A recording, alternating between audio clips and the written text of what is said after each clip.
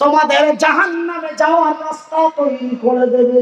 সেহেতু আমি আল্লাহ তোমাদের বলি, তোমরা শয়তান থেকে দূরে সরে যাও, সুদের খাতা থেকে নামটা কেটে দাও, মদের বোতলগুলি ভেঙে দাও, অন্যায়ের প্রতিবাদ করে সত্যর পতাকা হাতে নাও।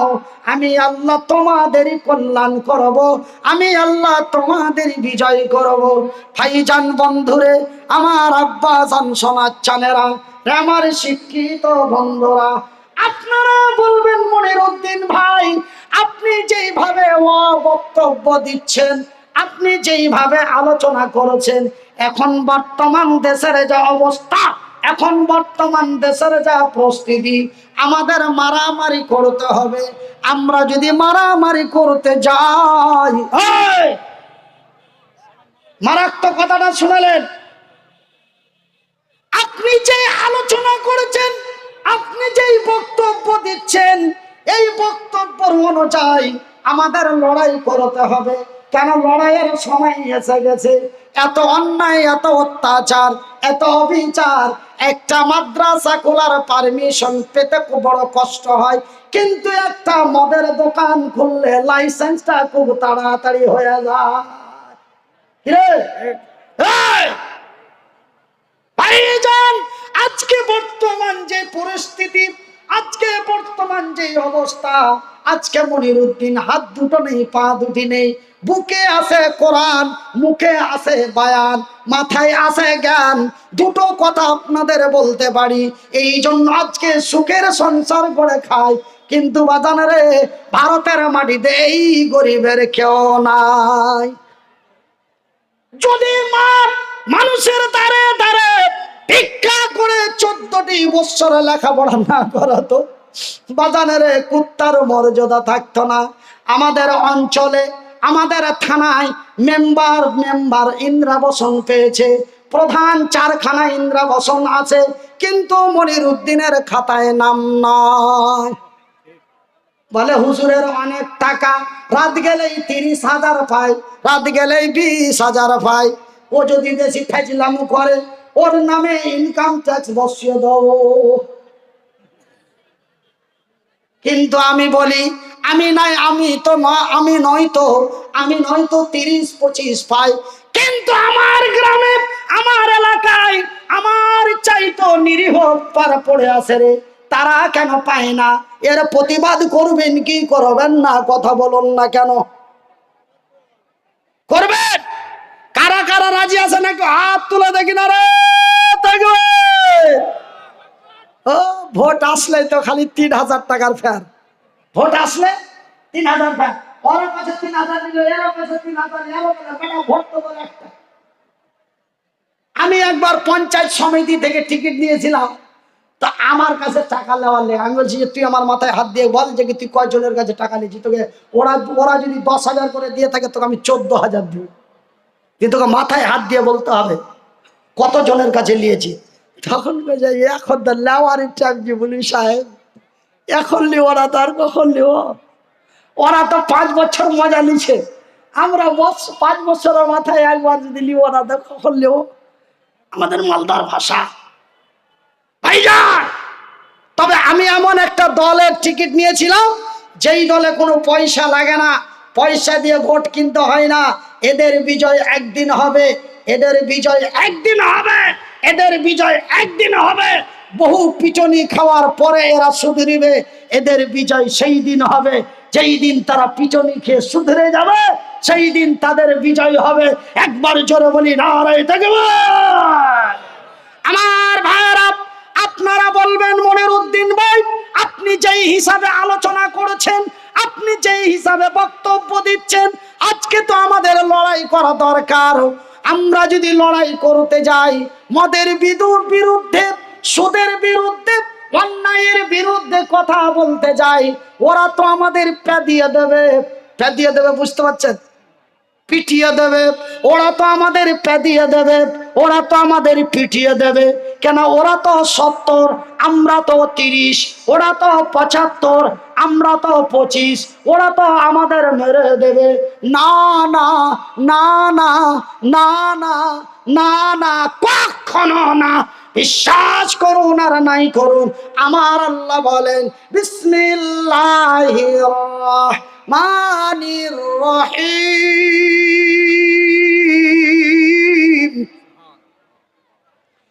ওয়ালা তাকুলু লিমান ইউকতালু ফি সাবিলিল্লাহ ফি সাবিলিল্লাহি আমওয়াত বাল আহইয়াউ ওয়ালাকিন লা তাশউরুন। সুবহানাল্লাহ বলেন। এই আপনারা যদি আরবির বাংলা বুঝতে পারতেন কলিজা ফাটিয়ে সুবহানাল্লাহ বলতেন। আবার পড়ছি, যিনারা আরবিক বুঝেন খুব লক্ষ্য করুন। বিসমিল্লাহির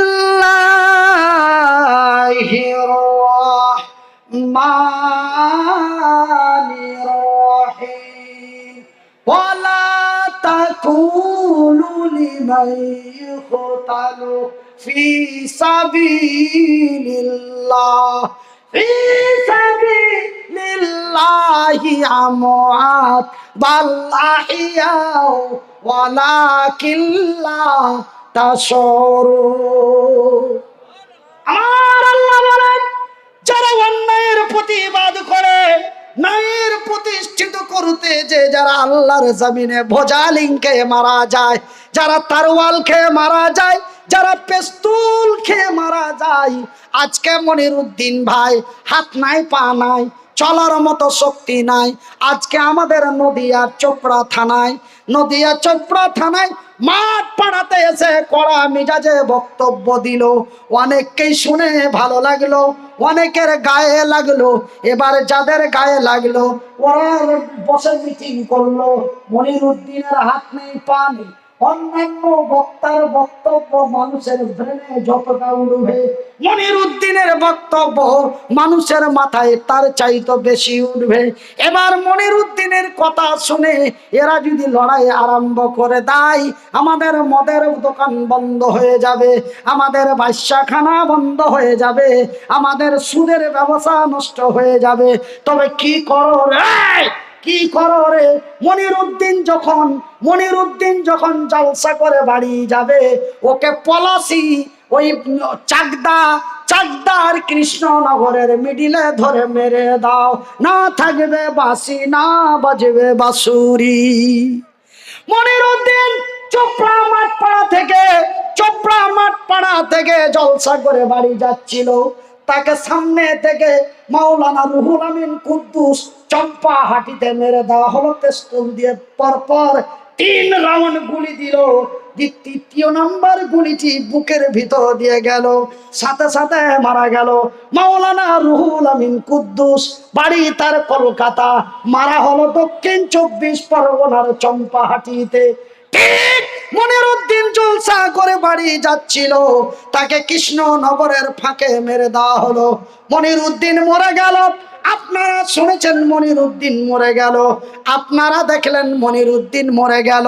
কিন্তু আমার আল্লাহ বলেন, রে নদিয়ার লোকেরা, তোমরা যাদের বলেছো মরে গেছে, ওরা মরে না, ওরা মরে না, ওরা মরে না। ওরা তোমাদের নিকটে মৃত্যু, কিন্তু আমার নিকটে জিন্দা। নারায়ে তাকবীর।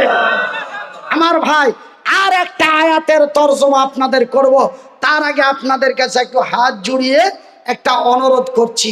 এই যে এতক্ষণ ধরে আমি আপনাদের কাছে 9টা 40 থেকে 11টা 10 আমার ঘড়িতে, আপনাদের কি সিস্টেম আছে আমি জানি না, আপনাদের ঘড়িতে কি তাই 11টা 11, তা আমি 10 বলেছি, তার মানে 1 মিনিট ডাউনই বলেছি। আমি তাড়া করিনি বাবা যে বেশি বলেছি। তবে আমি 9টা 40-এ উঠেছি, এখন 11টা 11, তবে 11টা 10, 11টা 11। তবে এতক্ষণ ধরে আপনাদের কাছে অনেকগুলো কথা বললাম। আজকে তো আমি এখন নেমে যাব, গাড়িতে বসে যাব, চলে যাব। এবার যদি আজকে যে মাঠ ভরা শ্রোতা, মাঠ ভরা নর, মাঠ ভরা নারী, লক্ষ রহমতের ফেরো ফারিস্তা, এই জালসাটা যদি আপনারা আগামী কালকে দেখতে চান, আর পাবেন কি? কিন্তু আমি আপনাদের দেখার ব্যবস্থা করে দিয়েছি।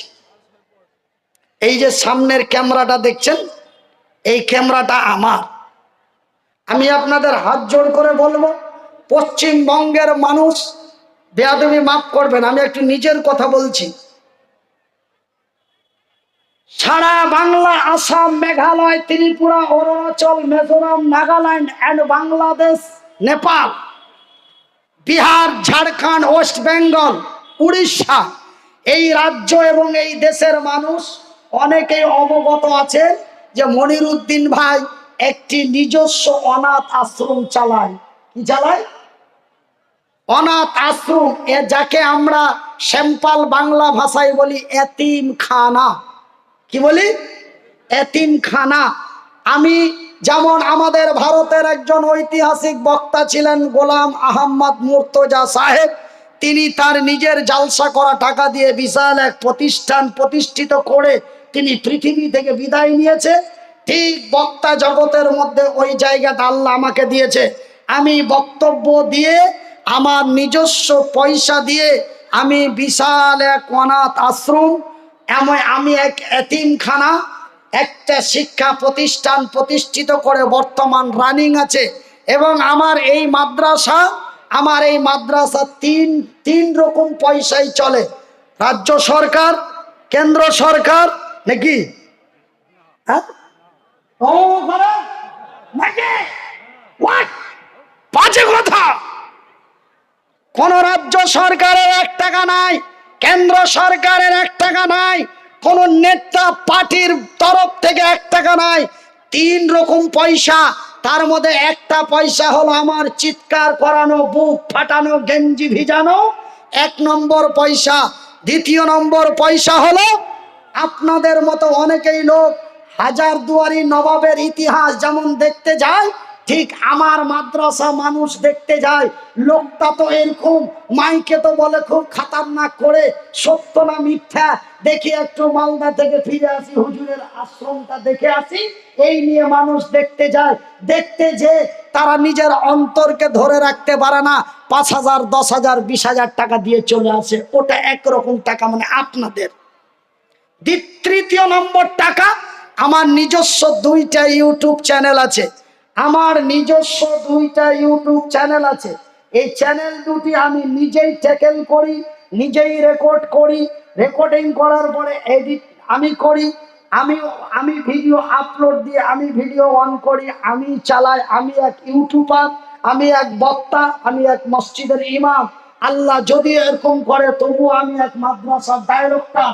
আমি সব আপনাদেরই দুয়ায়, জোরে বলি আলহামদুলিল্লাহ। আমি একজন সোশ্যাল মিডিয়ায় কাজ করি। এই ক্যামেরা আমার এই চ্যানেল দুটি আপনাদের কাছে আমার এতিম ছেলের তরফ থেকে ভিক্ষার মতো করে চাইছি। আজকে যদি আপনাদের কাছে আমি বলি, আছেন কোন আল্লাহর বান্দা, একজন আমার মাদ্রাসার জন্য 5,000 টাকা দিবেন, আপনারা এক বাক্যে 10 জন 5,000 করে উঠে যাবেন। কিন্তু আজকে দিয়ে দিবেন, কালকে আমার ক্রেডিট নষ্ট হয়ে যাবে। মনিরুদ্দিন ভাই ওয়াজ করতে এসে তার নিজের কালেকশন করে নিয়ে পালিয়ে যায়, ওই বেটাকে আর ডাকিও না, তবে আমার লাইফটা নষ্ট হয়ে যাবে। আমার দরকার নেই। আমি কোনোদিন আজ পর্যন্ত আমার অনাথ আশ্রমের জন্য মানুষের কাছে মুখের জবান খুলিনি। তবে 4 মাস আগে একটু বিপদে পড়েছিলাম। সেই বিপদের মধ্যখানে মাদ্রাসার বাচ্চাদের খাবার নিয়ে বড় ক্রাইসিস হয়েছিল। মুর্শিদাবাদের এক ভদ্রলোককে ফোন করলাম, নাম তার নবাব সিরাজউদ্দৌলা, বাড়ি তার উমরপুরের খেজুরতলা, এক বিশাল ফ্যাক্টরির মালিক। ফোন করে বললাম, দাদা, বলতেও লজ্জা লাগে, না বললেও হয় না। বলে ঠিক আছে, বুঝে গেছি, আপনি কাউরে পাঠাবেন, না হলে ফোনপে নাম্বার দিবেন। ফোনপে নাম্বার দিলাম, সাথে সাথে টাকা পাঠালো। খাবার নিয়ে এসে বাচ্চাদের মুখে তুলে দিলাম।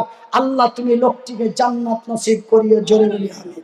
ভাইজান, তবে আমার মাদ্রাসা আমি 2011 সালে প্রতিষ্ঠিত করেছি। মানুষের কাছে কোনোদিন হাত পাতাইনি, কিন্তু 4 মাস আগে বিপদে পড়েছিলাম, জীবনের প্রথম হাত পাতিয়েছি। আপনাদের কাছে হাত পাতাতে চাই না, আপনাদের কাছে হাত পাতার তো আমার দরকার নেই। আমার আল্লাহ আমাকে এই মতো মানুষ যদি 1,00,000 টাকা রুজি দিতে পারে, আমার এতিম ছেলেগুলোকে না খেয়ে মারতে পারে না, জোরে বলি ইনশাল্লাহ। তবে আপনাদের একটা সাবস্ক্রাইব আমার এতিমের উন্নতি, আপনাদের একটা মোবাইলের একটা সাবস্ক্রাইব আমার ছেলেদের উন্নতি। আমার এতিম ছেলেদের যারা ভালোবাসেন, এতিমকে যারা মহব্বত করেন, এতিমকে যারা নবীর কথা মোতাবিক ইজ্জত করেন, আমার এতিমের স্বার্থে আপনারা চ্যানেল দুটি সাবস্ক্রাইব করুন। এবং যারা জানে না ওরাকে শিখিয়ে দিন। আপনি সাবস্ক্রাইব করুন এবং আপনার বন্ধু বান্ধবীদের সাবস্ক্রাইব করান। কেন? এখন ছেলেদের চাইতে মেয়েদের কাছে মোবাইল বেশি। ছেলেদের কাছে যদি 10টা ছেলের কাছে যদি 9টা অ্যান্ড্রয়েড মোবাইল থাকে, তবে 10টা মেয়ের কাছে 11টা অ্যান্ড্রয়েড মোবাইল আছে। কেন? আমি মনিরউদ্দিন আমার বউকে অ্যান্ড্রয়েড মোবাইল দিয়ে এসেছি। কেন? আমি কলকাতা থেকে শুয়ে শুয়ে দেখবো ভালো আছো সোনা। হাসছে মানে সত্য ঘটনায় হাসি দিচ্ছে। তবে আমার মা বোনদের কাছে অনুরোধ, আপনাদের কাছে অনুরোধ, আপনারা আমার এই চ্যানেল দুটি অবশ্যই সাবস্ক্রাইব করবেন। বলে একবার বলেন হুজুর। ভাইজান, প্রথম চ্যানেল, যেই চ্যানেলটা আমি মিডিলে লাইভ দিই, আপনারা ঘরে বসে বসে দেখতে পাবেন। যেখানেই ওয়াচ করি ডাইরেক্ট, যেমন গত পরশুদিন বাংলাদেশ থেকে ডাইরেক্ট লাইভ দিয়েছিলাম, রেকর্ডিং করিনি, তবে ডাইরেক্ট লাইভ দিয়েছিলাম। আপনারা ভারত থেকে কমেন্ট করছিলেন আর আমি বসে বসে দেখছিলাম, আর মনে খুব আনন্দ হচ্ছিল যে ভারতের লোকেরা আমার ওয়াজ শুনছে, ঢাকা থেকে কমেন্ট করছে। তো ভাইজান, আপনার প্রথম যেই চ্যানেল, সেই চ্যানেলটি হচ্ছে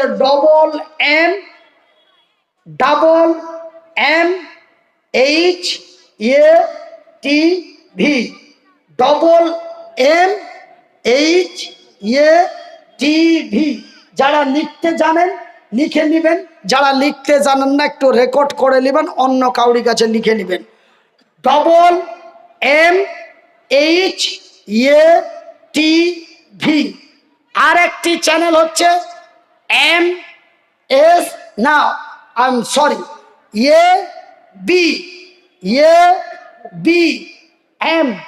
ওয়াচ টিভি।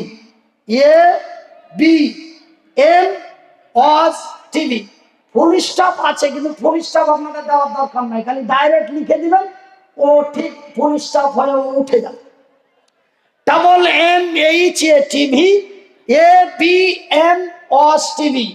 তার মানে প্রথম চ্যানেলটা হচ্ছে আমার মাদ্রাসার নাম, এম দিয়ে মাদ্রাসা, এম দিয়ে মান্নান আমার বাবার নাম, এইচ দিয়ে কোরআনের হাফেজ বানানো হয়, এ দিয়ে ইয়াতিম, আর টি দিয়ে ভি দিয়ে আপনারা ওটা দেখে নিন ওটার মানে কি। তা MMM মাদ্রাসা মান্নানিয়া হাফেজিয়া এতিমখানা, মাদ্রাসা মান্নানিয়া হাফেজিয়া এতিমখানা। MMHATV, AB, তার মানে এ দিয়ে আব্দুল কাবির, পি দিয়ে বিন, এন দিয়ে মনিরউদ্দিন। আমার ছেলের নাম হলো আব্দুল কাবির বিন মনিরউদ্দিন, দিয়ে ওয়াজ টিভি। এই চ্যানেল দুটি আপনারা অবশ্যই সাবস্ক্রাইব করবেন, অবশ্যই সাবস্ক্রাইব করবেন। এটা আপনাদের কাছে আমার অনুরোধ থাকলো, এইটাই আপনাদের কাছে আমার চাওয়া এবং পাওয়া। কেন? আমি আপনাদের কাছে কোনো অর্থের সাহায্য চাইনি, আমি শুধু আমার চ্যানেল দুটি সাবস্ক্রাইব করতে বলেছি। যত সাবস্ক্রাইব হবে, যত ভিউ হবে, যত কমেন্ট হবে, আমার এতিম ছেলেরা পয়সা তত বেশি পাবে। এই মাসের 24 তারিখে প্রায় 29,500 টাকা পাওয়া গেছে, বলি আলহামদুলিল্লাহ। তবে আপনাদের উপরে আমার এতিম ছেলেদের ডিপেন্ড অনেকটা করছে। আপনার সাবস্ক্রাইব যদি করেন, মোবাইল হ্যাং হবে না, এমবিও বেশি কাটবে না, হয়তো 3 KB বা 4 KB এমবি কাটতে পারে, তাও সন্দেহ। সেহেতু আপনার মোবাইলও হ্যাং হবে না, এমবিও কাটবে না।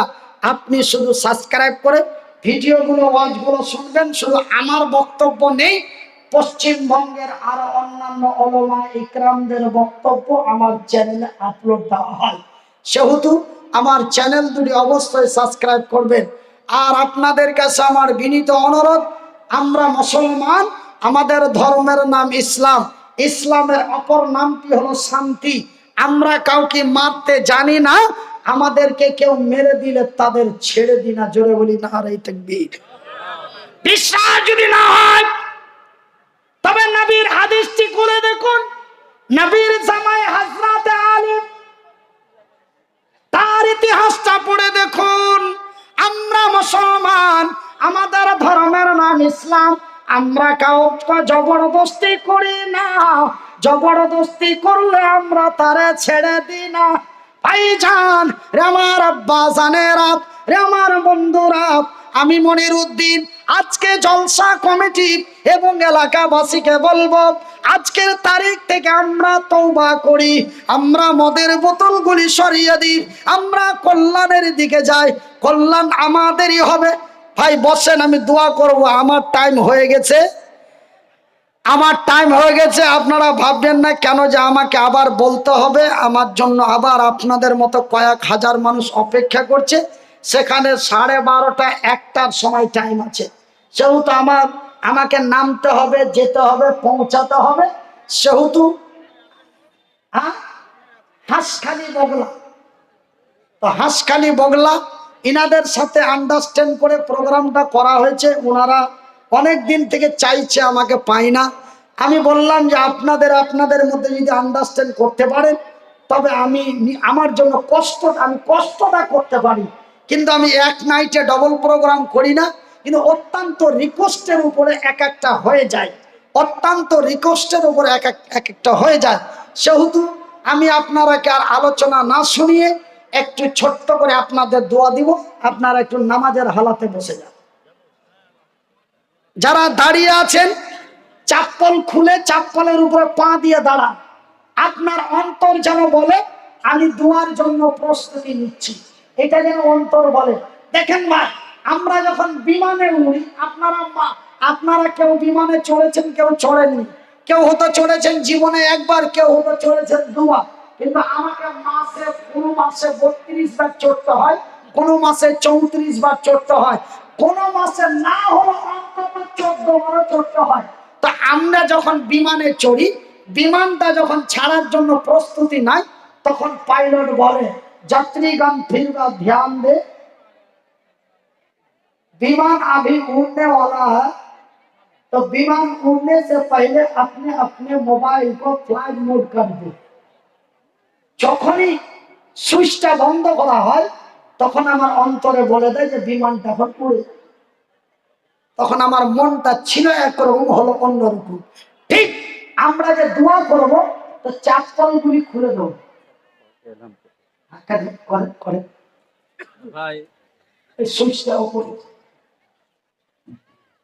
শামীম বলে একটা 10 বছরের ছেলে হারিয়ে গেছে, বাড়ি হচ্ছে হুজুরি। যদি কারোর কাছে থাকে বা কেউ খোঁজ পেয়ে থাকেন, পেতে পৌঁছে দেবেন। হুজুর একটা ছেলে 10-11 বছর বয়স হবে, নাম হচ্ছে শামীম, তাকে খুঁজে পাচ্ছে না। যদি কারোর কাছে থাকে বা কারোর খোঁজ জানা থাকে, তাকে পেতে পৌঁছে দেবেন। এত তাড়াতাড়ি শেষ করে দিলি, জলসার টাইমটাকে তো ও তো লোকজন পালাতে না পালাবে, রিকোয়েস্ট করে বসালাম, জিজ্ঞাসা করুন। আপনি আপাতত 12টা কভার করেন, না সে অটোমেটিক 12টা হয়ে যাবে, 12টা 5 চলে যাবে। 12:30টার দিকে আপনি টেনশন করেন না, 12টা 5 হয়ে যাবে। 12:30টার দিকে দোয়া করে দেবেন। তো এবার আমি বেয়াদবি মাফ করবেন, কেন কালকে তো দেখলেন যে আমাকে ও গভীর রাত্রে দিল, দেখছি লোকজন কিছু নেই, তবুও লোকটিকে মহব্বত দিয়ে ডেকে যতক্ষণ বললাম ততক্ষণ কেউ গেল না। যখন রাত 2টো পার করতে গেল, 2:30টা পার করতে গেল, মানুষ আর কতক্ষণ ঠান্ডার মধ্যে বসে থাকে। মানুষ অসুস্থতা জ্ঞাপন করে তার আস্তে আস্তে যেতে লাগলো। আমি দেখলাম যে দোয়ার সময় যদি লোক না থাকে, তবে আমি তাদের কাছ থেকে দোয়াই মাহরুম, আর তারা আমার কাছ থেকে দোয়াই মাহরুম। এই জন্য আপনারা একসাথে কতজন লোক উঠেছিলেন, আমি যদি চুপ থাকতাম, কি হুজুর মাহফিলটা 10 জনের উপরে লোক থাকতো। আমি বিনীত অনুরোধ করেছি, তার জন্যই আছেন। কিন্তু আমার দাদা এসে আমাকে বলছে যে চালান। আমি চালালাম আর আপনার পালালেন, তাহলে আমার চালিয়ে লাভ হলো? আপনারা তো পালিয়ে গেছিলেন, কি বয়স্ক, কি যুবক, কি তরুণ, কি আপনারা সব চাপ্পাল হাতে করে করে সব দাঁড়িয়ে গেছি, টান দিয়েছিলেন যাওয়ার জন্য। আমি রিকোয়েস্ট করলাম,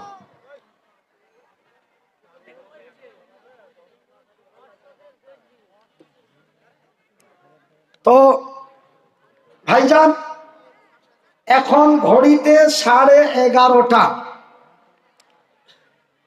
তো আমার ভাইয়ের কথার সম্মান রেখে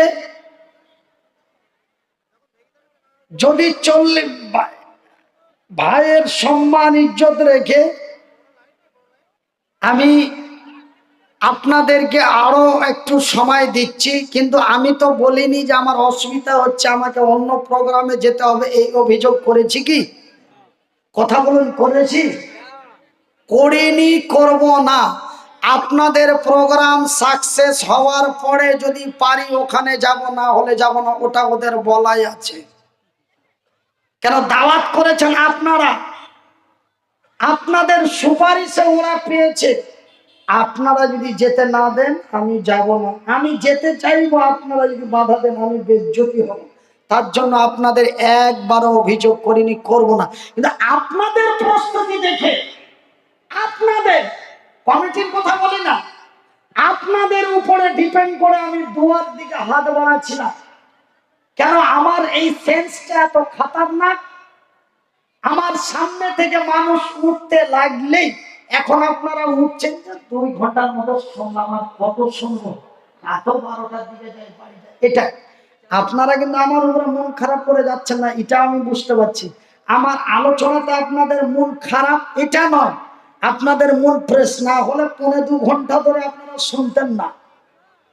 মন ফ্রেশ সবই ভালো, কিন্তু রাত অনেক শুনবো কত, আবার হবে, চলো দেখি যাই, এই সিদ্ধান্ত নিয়ে আপনারা যাচ্ছেন। আপনারা যাচ্ছেন ঠিক, কিন্তু মাইন্ড আমার খারাপ হচ্ছে কোন জায়গায়, মনে হয় কথার মধ্যে আমি কোনো ভুল ভাল বলছি, তার জন্য মানুষ চলে যাচ্ছে। এই যে আমার একটা মেন্টালিটি নষ্ট করছেন, ওই জন্য আমি দোয়া করার জন্য প্রস্তুতি নিলাম। কমিটির ভাইদের কাছে আমার বিনীত অনুরোধ, মনে উল্টা ভাববেন না। আপনারা যদি শ্রোতাদের দায়িত্ব নিতে পারেন 3:30 পর্যন্ত, শ্রোতাদের দায়িত্ব যদি নিতে পারেন 3:30 পর্যন্ত, আমি মনিরুদ্দিন আল্লাহর কসম করে বলছি, আল্লাহ ততটাই ক্ষমতা দিয়েছে, 3:45 পর্যন্ত গাড়ি একই রকম চালিয়ে দেবো, এই ক্ষমতা আমার আল্লাহ দিয়েছে বলি আলহামদুলিল্লাহ। তবে শ্রোতা যেইভাবে আছে এইভাবে বসে নিয়ে থাকার দায়িত্ব নিতে হবে, যে একজন যাবে না, আপনাকে দায়িত্ব নিয়ে বলছি, পারবেন? আমার ভাই, আমার বন্ধুরা, আমার আব্বা জান, সোনা চানেরা, শুনে যান রাতের বেলা, আমার ভাইরা, সেই দিন মক্কার মাটিতে শুধু আল্লাহর বান্দা, নবীর সাহাবী হানজালা বলে নয়, আব্দুল্লাহ বলে নয়, আব্দুল্লাহ বিন রাওয়াহা বলে নয়, সেই দিন মক্কার মাটিতে একজন সুন্দরী রমণী যুবতী, একজন সুন্দরী রমণী যুবতী, সেই মক্কার মাটিতে বিশ্বের নারীদেরকে, বিশ্বকে ইতিহাস দিয়ে গেছে। সেই মেয়েটির নাম কি? বুখারী শরীফের হাদিসে পাওয়া যায়। সেই মেয়েটির নাম হলো কি? ফাতেমা। সেই মেয়েটির নাম হলো হযরতে সুমাইয়া। সেই জীবনের প্রথম ইতিহাস, বিশ্বের প্রথম ইতিহাস এক নারী দিয়েছে। সেই নারীর নাম পাওয়া যায় বুখারীর হাদিসে। ভাইজান, সেই কিভাবে আবু জেহেলের লোকেরা নারীদের উপরে নির্যাতন করত, সেই সুন্দরী রমণী, সেই বিবি, চলে গেছে, সেই সুন্দরী রমণী বিবি, সেই নাম তার হযরতে সুমাইয়া। মক্কার মাটিতে আমার নবীর কথা অনুযায়ী, আমার নবীর কথার সম্মান রেখে, নবীর মহব্বতে পড়ে, জান্নাতের লোভে পড়ে, ওই মহিলা মক্কার মাটিতে চিৎকার করে বলে দিল আশহাদু আল্লাহ, বলেন আশহাদু আল্লাহ ইলাহা ইল্লাল্লাহু ওয়া আশহাদু আন্না মুহাম্মাদান আবদুহু ওয়া রাসূলুহু। এই কালেমায়ে শাহাদাত, কালেমায়ে তাইয়্যিবা পাঠ করে ওই মেয়েটি ঈমান এনে মুসলমান হয়ে গেল। নারে তাকবীর, নারায়ে তাকবীর, নারায়ে তাকবীর। যখন ঈমান এনে মুসলমান হয়ে গেল, খবরটি মানুষের কাছে পৌঁছাতে লাগলো। বলে আর জানো, বলে কি হয়েছে? বলে সুমাইয়া